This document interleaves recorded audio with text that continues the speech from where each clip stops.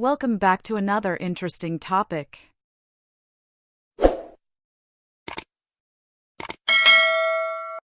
अस्सलाम वालेकुम students, welcome back to English literature and linguistics. आज की हमारी वीडियो का टॉपिक है अल्केमिस्ट। तो ये नावल बहुत ज़्यादा फेमस होने के साथ साथ बहुत ज़्यादा इम्पोर्टेंट भी है। तो आज हम इसे डिटेल से स्टडी करेंगे ताकि आपको इसकी अच्छे तरीके से समझ आ जाए।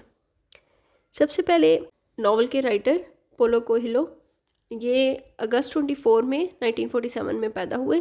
ये ब्राज़ीलियन नावलिस्ट है। इन्हें 1970 के अंदर स्कूल से ड्रॉप आउट कर दिया गया था। उसके बाद ये इन्होंने ट्रैवल किया डिफरेंट कंट्रीज़ के अंदर, और ये ह्यूमन बींग्स की जो स्पिरिचुअल साइड है उसके ऊपर बहुत ज़्यादा फोकस करते थे। जैसे हमारी जो ज़िंदगी है उसमें एक दुनियावी निज़ाम होता है और एक रूहानी निज़ाम होता है, तो इनका जो उस रूहानी निज़ाम पे बहुत ज़्यादा फोकस था। उन्हें एक बार 1974 के अंदर अरेस्ट भी कर लिया गया था उनकी कुछ राइटिंग्स की वजह से। उसके बाद इन्होंने जब अपना प्रॉपर करियर स्टार्ट किया, पहले as a actor, as a journalist और थिएटर डायरेक्टर भी काम करते रहे।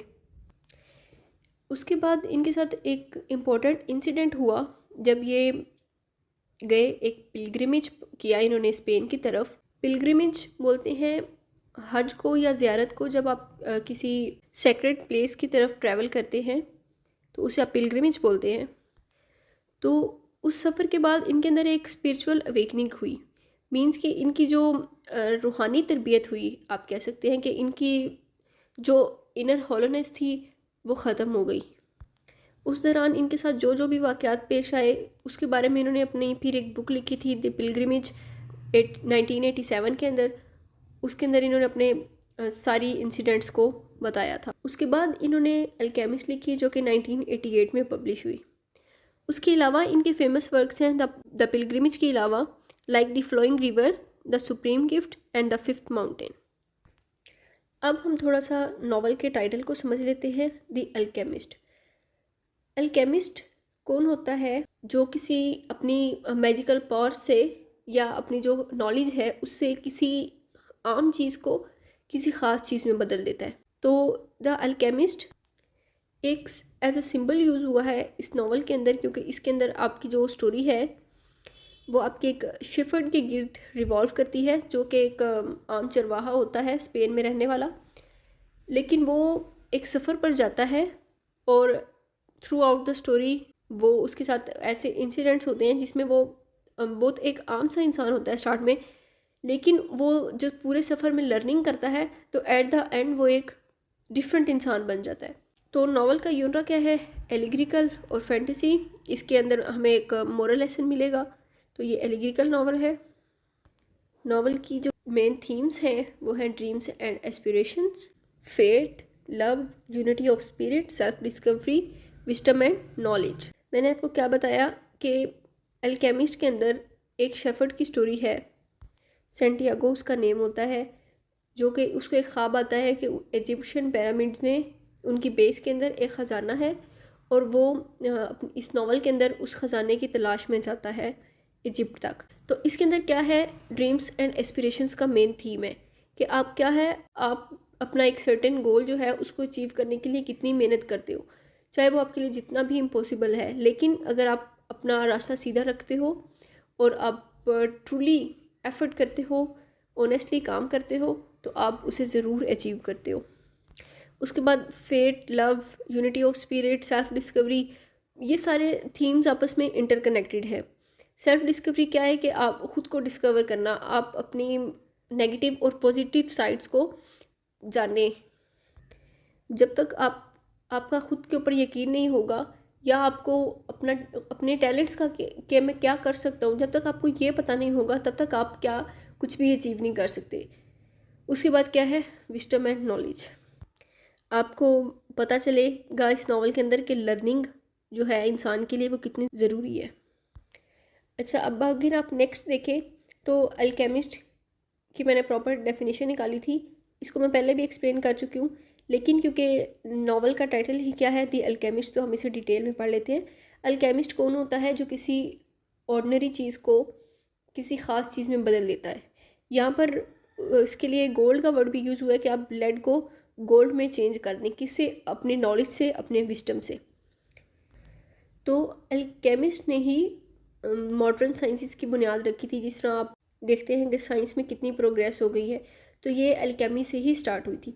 उसके बाद आगे है ओमेंस। ओमेंस क्या होते हैं? An event regarded as a of good और रिवर। मील के ऐसा एक इवेंट होना जिसको आप ये कह सकें कि इसके बाद कि ये किसी अच्छाई की तरफ इशारा कर रहा है, या कोई ऐसी हैपनिंग हो जाए जिससे आप कहें कि ये किसी बुरी चीज़ की तरफ इशारा कर रही है। जैसे कि हमारे यहाँ एक कॉमन सुपरस्टिशंस है कि अगर काली बिल्ली रास्ता काट जाए तो ये क्या है? ये एक बैड ओमेन है कि आपके साथ सफ़र में कुछ बुरा हो जाएगा। तो लोग क्या करते हैं? फिर सफ़र नहीं करते। ये इंपॉर्टेंट टर्म्स थी, इनका नॉवल में आगे जिक्र आना था, तो मैंने सोचा कि आपको पहले से पता हो कि क्या होता है। अब हम चलते हैं करेक्टर्स की तरफ। तो सबसे पहला जो आपका करेक्टर है वो आ गया सेंटियागो का, आपका जो प्रोटैगनिस्ट है स्टोरी का। तो वो क्या है? स्पेन का रहने वाला है और एक चरवाहा है। उसकी नेचर क्या है कि वो एक बहुत ज़्यादा क्यूरियस सा पर्सन है।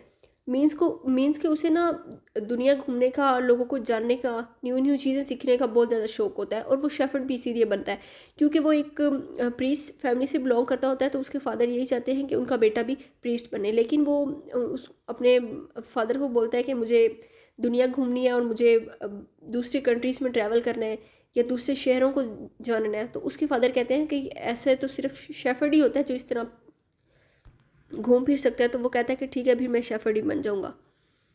उसे बुक रीडिंग का भी बहुत शौक होता है और वो बाय नेचर बहुत ज़्यादा क्यूरियस होता है और डिटर्मिन्ड होता है।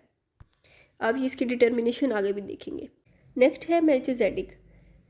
तो ये एक ओल्ड मैन होता है जो सेंटियागो को मिलता है जब वो बहुत ज़्यादा परेशान बैठा होता है एक मार्केट के अंदर। तो ये उसे आके मिलता है और ये उसे बोलता है कि मैं एक किंग हूँ, लेकिन इसकी अपीयरेंस ऐसी नहीं होती। तो सेंटियागो को लगता है कि शायद ये उसके साथ मजाक कर रहा है, लेकिन फिर ये मेल्चिजेडिक उसको कुछ इस तरह की बातें बताता है कि तुम बहुत ज़्यादा परेशान हो और तुम अपने ड्रीम के लिए परेशान हो और तुम सोच रहे हो कि तुम इजिप्ट जाओ ना या ना जाओ। तो मैं तुम्हें कहूँगा कि तुम ज़रूर इजिप्ट जाओ।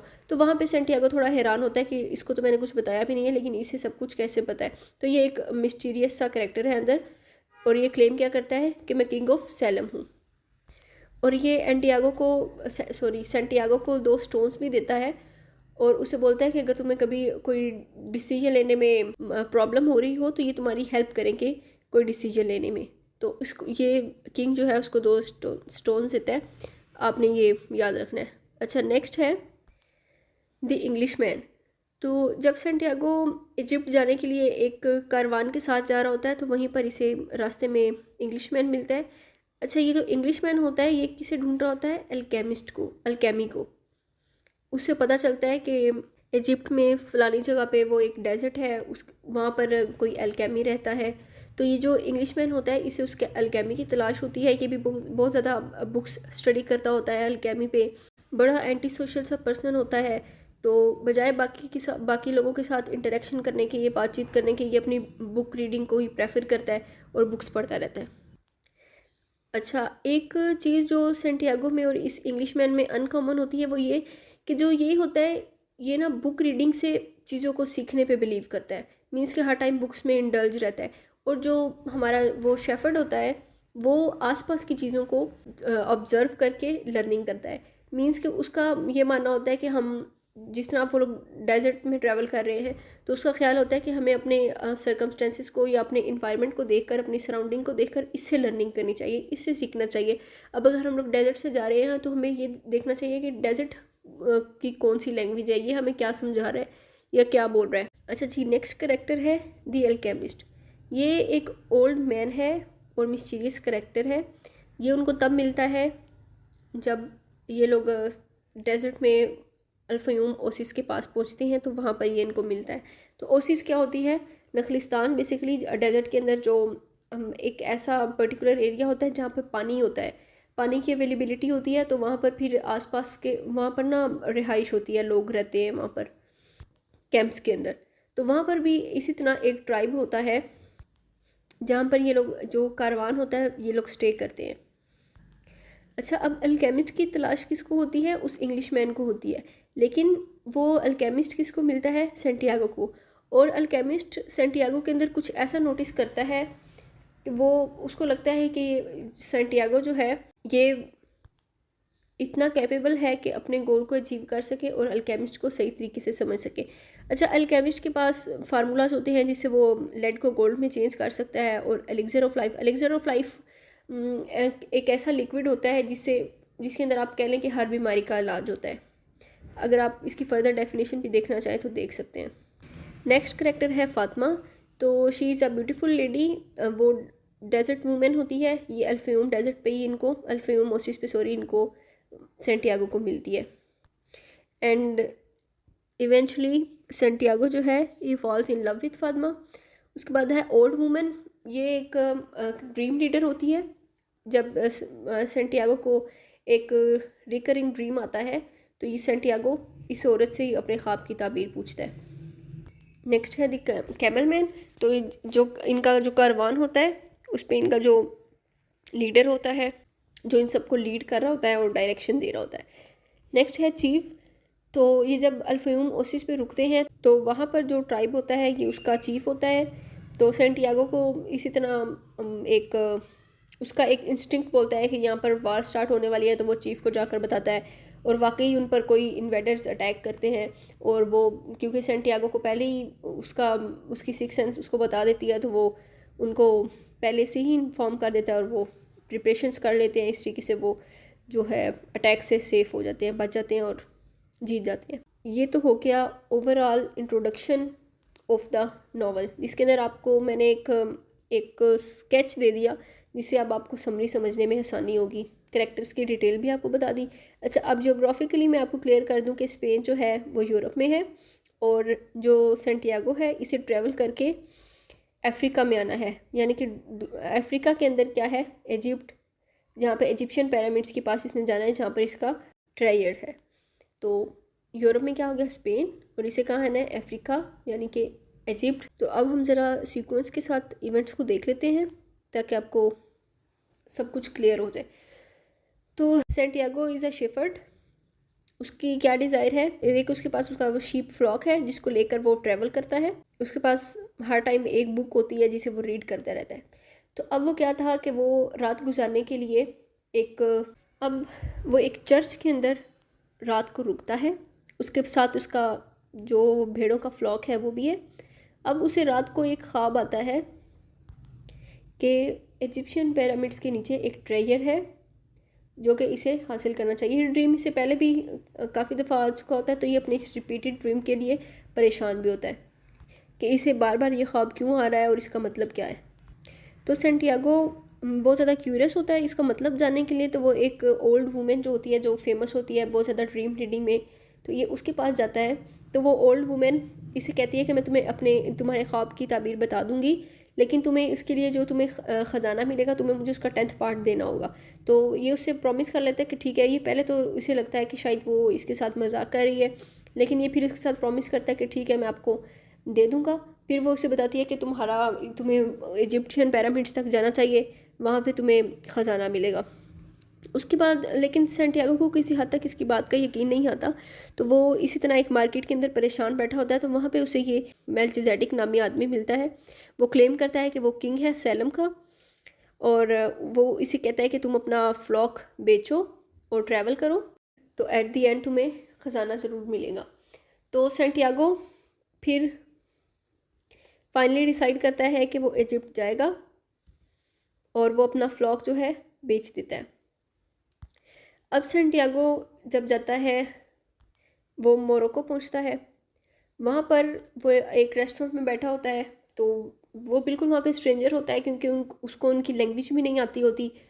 तो वहाँ पर एक आदमी होता है, वो इसको मिलता है, वो इसको बोलता है कि मैं तुम्हारी हेल्प करूँगा, मैं तुम्हें इजिप्ट तक ले जाऊँगा, पिरामिड्स तक पहुँचाऊँगा।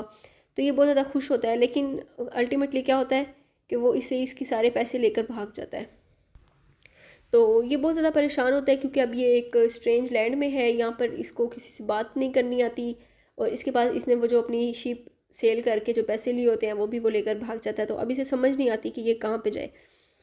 तो फिर ये वहाँ पर एक क्रिस्टल शॉप होती है, वहाँ पर एक ओल्ड मर्चेंट होता है जो क्रिस्टल्स में डील करता होता है। तो ये उसकी शॉप पर काम करता है। वो एक मुस्लिम मर्चेंट होता है। तो जब ये शॉप पे जाता है तो ये उसकी हेल्प करता है और उसको बोलता है कि मुझे आपके पास काम करना है, उसके बदले मुझे इतने पैसे चाहिए कि मैं इजिप्शियन पिरामिड तक जा सकूं। तो वो उसे बोलता है कि तुम अगर मेरे पास पूरा साल भी काम करते रहो तो तुम इतने पैसे नहीं कमा सकते कि तुम वहाँ तक जा सको। खैर, ये काम करने के लिए रेडी हो जाता है और ये कहता है कि ठीक है, मैं काम करूँगा। अब ये बहुत ज़्यादा हार्ड वर्किंग होता है, ये पूरा दिल लगा कर काम करता है। उसके पास जो वो मर्चेंट होता है, उसकी शॉप जो सी है वो बहुत डेवलपमेंट हो जाती है, उसके अंदर उसकी सेल बहुत ज़्यादा बढ़ जाती है और ये शॉप के अंदर इस तरह चेंजेस करता है कि उसका काम बहुत अच्छा हो जाता है। तो उस दौरान ये बहुत सारी चीज़ें सीखता है। इसको उनकी लैंग्वेज आ जाती है, अरेबिक, और उसके अलावा इसे क्रिस्टल्स की बहुत ज़्यादा इन्फॉर्मेशन मिल जाती है। और ओमेंस ओमेंस का जो वर्ड होता है वो ये मर्चेंट इसके साथ बोलता है कि it is a good omen और बैड ओमेन, तो ओमेंस का इसे वहाँ से पता चलता है। उसके बाद मकतूब, मकतूब क्या होता है? किस्मत। उसके बाद क्या होता है कि 1 साल बाद ये इसके पास काफ़ी ज़्यादा अर्निंग हो जाती है। तो जब ये वहाँ से निकलता है तो ये सोचता है कि अब मैं अपने अपने ड्रीम को परसू करूं या फिर वापस जाकर अपनी दोबारा से शीप ख़रीदूं और दोबारा से अपना स्टार्ट करूं जहाँ पर मैं छोड़ के आया था। लेकिन फिर ये सोचता है कि अब मैं यहाँ तक आ गया हूँ और अब मैं इस काबिल भी हो गया हूँ कि मेरे पास अगर मेरे से ये पैसे छिन भी जाएँ, जैसे उसके साथ पहले एक दफ़ा फ्रॉड हो चुका है, तो मैं इस काबिल हूँ कि मैं इन्हें दोबारा से अर्न कर सकता हूँ। तो वापस जाकर वो स्टार्ट, मतलब जो वापस जाके कंटिन्यू करना है वो तो मैं कभी भी कर सकता हूँ। तो क्यों ना मैं आगे जाऊँ और अपने ड्रीम को परसू करूँ, क्या पता मुझे वाकई ट्रेजर मिल जाए। तो ये फाइनली डिसाइड करता है कि ये आगे जाएगा वापस जाने की बजाय। उस टाइम ये एक फिर कारवान को ज्वाइन करता है जो कि इजिप्ट की तरफ जा रहा होता है। रास्ते में इसे एक इंग्लिश मैन मिलता है, वो इसे अल्केमिस्ट के बारे में बताता है कि मैं अल्केमी की तलाश में हूँ। ये जो सेंटियागो है ये उसकी बुक्स रीड करता है थोड़ी बहुत, लेकिन ये इसका बिलीव होता है कि इस बुक्स में जितना नॉलेज है उससे ज़्यादा तो मैं अपने आसपास की चीज़ों से लर्निंग कर सकता हूँ, जितनी लर्निंग मैं यहाँ से करूँगा। तो इसकी उस इंग्लिश मैन के साथ ज़्यादा बनती नहीं है इस मामले में। फाइनली ये वहाँ पर जो ट्राइब्स हैं उनके आपस में वॉर हो रही होती है, तो इन्हें अल-फ़यूम ओसिस पे रुकना पड़ता है। वहाँ पे इसकी मुलाकात फ़ातिमा से होती है, वो इसे बहुत ज़्यादा अच्छी लगती है और इनके आपस में इसी तरीके से अंडरस्टैंडिंग डेवलप हो जाती है। फिर सेंटियागो एक बार डिस्ट्रैक्ट होता है और उसका दिल करता है कि मैं आगे जाने के बजाय मुझे यहीं पर फ़ातिमा के साथ रुक जाना चाहिए। लेकिन उस टाइम फ़ातिमा इसे मोटिवेट करती है और वो कहती है कि तुम जिस मकसद के लिए आए हो तुम वहीं पर जाओ और मैं तुम्हारा वेट करूँगी, तो तुम जब अपने मकसद कामयाब हो जाओ तो मेरे पास वापस आ जाओ। अब तक जो सेंटियागो है ना वो काफ़ी हद तक डेवलप हो चुका है। मीन्स वो पहले जिस तरह जब उसका साथ फर्स्ट इंसिडेंट हुआ था रोबरी वाला, तो वो कितना ज़्यादा परेशान हो गया था, लेकिन अब जब वो क्रिस्टल शॉप से बाहर निकला तो वो उतना ज़्यादा कोवर्ड नहीं था जितना वो पहले था।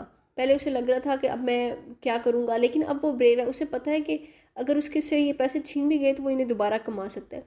मीन्स कि अब उसे उस नुकसान की फ़िक्र नहीं है। तो ये क्या थी, उसकी पर्सनैलिटी के अंदर डेवलपमेंट थी, उसे उनकी लैंग्वेज आ गई, उसे क्रिस्टल्स के साथ डील करना आ गया। तो ये क्या है, ये सारी लर्निंग है जो वो कर रहा है, जो अगर वो चरवाहा होता या वो स्पेन में रहकर एज अ शेफर्ड वो नहीं कर सकता था। अब क्या है, अब वो जब से वो लोग डेजर्ट में ट्रैवल करते हैं इतना अर्सा, तो उसे अब डेजर्ट की लैंग्वेज भी समझ आने लग गई है। उसे ऐसा लगता होता है कि जो नेचर है इसकी भी एक लैंग्वेज होती है।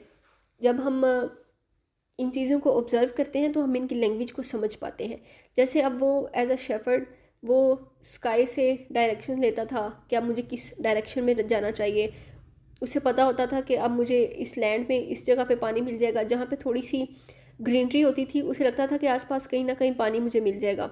इस तरह जब वो स्टार से अपनी डायरेक्शन लेता था कि अब मुझे किस डायरेक्शन में जाना चाहिए, तो उसे उसका ये बिलीव था कि नेचर क्या होती है, वो हमें ऑलवेज़ हमें वो डायरेक्शन दे रही होती है कि हमें किस तरफ को जाना चाहिए। तो बस हमें इतना अपने हमारे अंदर इतनी डेवलपमेंट होनी चाहिए कि हम उसे समझ सकें, उसे ऑब्ज़र्व कर सकें और हम समझ सकें कि ये जो ओमन है कि हमारे लिए बैड है या गुड है, और हमें जो नेचर है वो क्या इशारा दे रही है। तो इसी तरह वो एक दफ़ा बैठा होता है तो वो देखता है कि 2 हॉक्स जो उनसे हैं वो स्काई के अंदर फाइट कर रहे हैं। तो वो पहले तो उन्हें देखता रहता है कि ये मुझे क्या सिग्नल देने की कोशिश कर रहे हैं। अल्टीमेटली भी उसे समझ आती है, वो ट्राइब का जो चीफ़ होता है उसके पास जाता है और उसको बोलता है कि आपके ट्राइब पर कोई अटैक होने वाला है। अब ये क्या था, ये उसकी एक लर्निंग थी, उसका इंस्टिंक्ट था जिसने उसे बताया कि यहाँ पर ऐसा कुछ होने वाला है। और उसकी बात एट द एंड सही साबित होती है, और क्योंकि वो पहले से आगाह कर चुका होता है तो वो जो ट्राइब है वो लोग जंग जीत जाते हैं। उसके बाद क्या होता है, वहाँ से इसको फिर इनाम मिलता है, वो लोग इसे बहुत ज़्यादा अप्रिशिएट करते हैं, ट्रिब्यूट पेश करते हैं, और इसे कुछ कॉइन्स भी मिलते हैं वहाँ से। उसके बाद इसे अल्केमी मिलता है। इसकी जो बाकी रही सही एम्बिग्विटीज़ होती हैं उनको अल्केमी क्लियर कर देता है, और वो भी देखता है कि ये इसके अंदर वाकई ये इतना कैपेबल है कि ये अपनी जर्नी को कंटिन्यू कर सके और एट द एंड ये इजिप्ट तक पहुंच जाए। अच्छा, अब ये ट्रैवल कर रहा होता है अल्केमिस्ट के साथ। तो अल्केमिस्ट और ये जब जा रहे होते हैं तो ये इजिप्ट के बिल्कुल करीब होते हैं, तो वहाँ पर इन्हें कुछ लोग जो हैं वो किडनैप कर लेते हैं। तो अल्केमिस्ट जो होता है वो उनको बोलता है कि ये जो आदमी है ये ख़ुद को विंड में चेंज कर सकता है, आप इसे ऑर्डिनरी मैन ना समझें, बल्कि ये क्या कर सकता है, ख़ुद को विंड में चेंज करके एक जगह से दूसरी जगह जा सकता है डिसअपेयर होके। तो वो बहुत ज़्यादा हैरान होते हैं और वो कहते हैं कि अगर ये वाकई ऐसा कर ले तो हम अब तुम दोनों की जान बख्श देंगे और तुम लोग को छोड़ देंगे। उस वक्त सैंटियागो खुद बहुत हैरान होता है कि ये क्या बोल रहे हैं, मतलब मैं तो ऐसा कुछ कर नहीं सकता। तो अल्केमिस्ट उसको बोलता है कि तुम्हारे पास अपनी जान बचाने के लिए सिर्फ यही मौका है और तुम्हें कुछ भी करके मैंने जो बोला है वो करना होगा। तो सैंटियागो एक माउंटेन के ऊपर जाता है, वहाँ पर वो बहुत ज़्यादा मेडिटेशन करता है। मेडिटेशन क्या होता है? कॉन्टेम्पलेट करना, गौर व फिक्र करना। वो अपनी पूरी जान लगाकर पूरे मेडिटेशन से वो खुद को नेचर के साथ कनेक्ट करने की कोशिश करता है।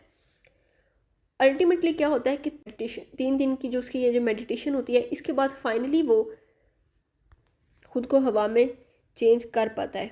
तो सब बहुत ज़्यादा हैरान होते हैं। खैर, वहाँ से उसकी जान बच जाती है। फिर वहाँ पर उस स्पॉट के ऊपर जो अल्केमिस्ट होता है वो इसको बोलता है कि अब तुम्हें आगे का रास्ता खुद तय करना है, तुम अब बिल्कुल पिरामिड्स के पास पहुँच चुके हो, तो आगे आप तुम खुद जाओगे। वहाँ पर अल्केमिस्ट उसको छोड़ देता है। अब जब वो पिरामिड्स के पास पहुँच जाता है तो वो बहुत ज़्यादा वहाँ पर जाकर खुश होता है कि मेरा एक ख्वाब था और मैंने उसे पूरा किया। रास्ते में इतनी मुश्किलात आई लेकिन उसने फ़ाइट किया बहादुरी से और वो यहाँ तक पहुँचा है।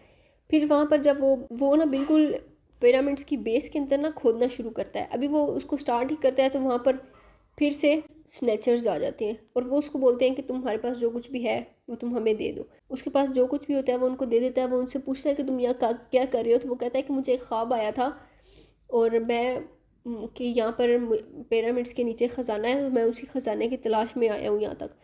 तो वो उस पर हंसने लग जाते हैं कि तुम स्पेन से इतनी दूर से यहाँ पर इस ख़जाने की तलाश में आए हो। ऐसे तो मुझे भी एक ख्वाब आया था कि स्पेन के अंदर फ़लाने चर्च के नीचे इतने पैसे पड़े हैं, इतना ख़जाना है, तो मैं तो वहाँ पर नहीं गया। तो वहाँ पर सैंटियागो को रियलाइज़ होता है कि उसकी ये जो जर्नी थी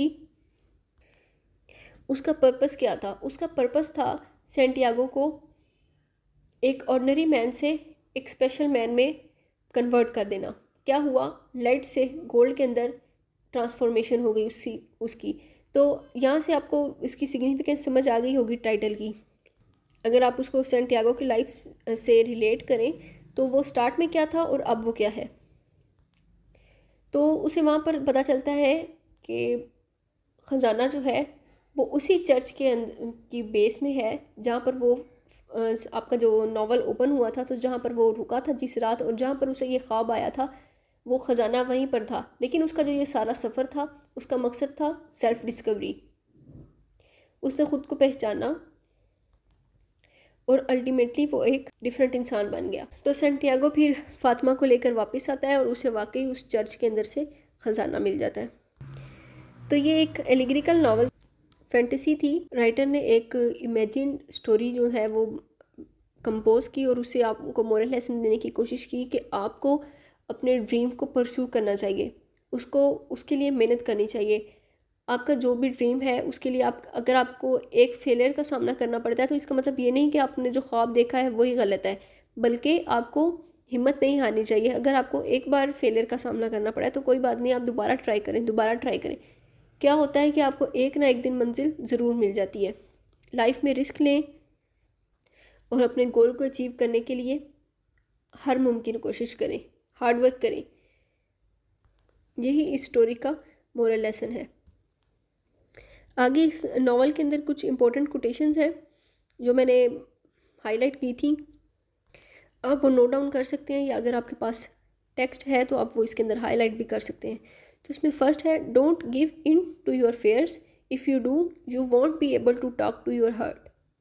सेकेंड है, when you want something all the universe conspires in helping you to achieve it. ये जो ओल्ड मैन उसे मिलता है मेल्चिसेडेक, ये वो उसे बोलता है सेंटियागो को। उसके बाद है, when you possess great treasures within you and you try to tell others of them seldom are you believed. ये उसे अल्केमिस्ट बोलता है। You will never be able to escape your heart, so it's better to listen to what it has to say. Next है, it is the possibility of having a dream come true that makes life interesting. इसके आगे और भी हैं, ये आप video को pause करके देख सकते हैं, मैं सारे रीड नहीं करती। और मुझे उम्मीद है कि आज की वीडियो आपके लिए हेल्पफुल होगी, आपकी बहुत सी एम्बिग्यूटीज़ जो हैं वो क्लियर हो गई होंगी। अगर आपको फर्दर भी कोई क्वेश्चन हो तो आप पूछ सकते हैं। आज के लिए इतना ही, मिलते हैं नेक्स्ट वीडियो में। अल्लाह हाफिज़।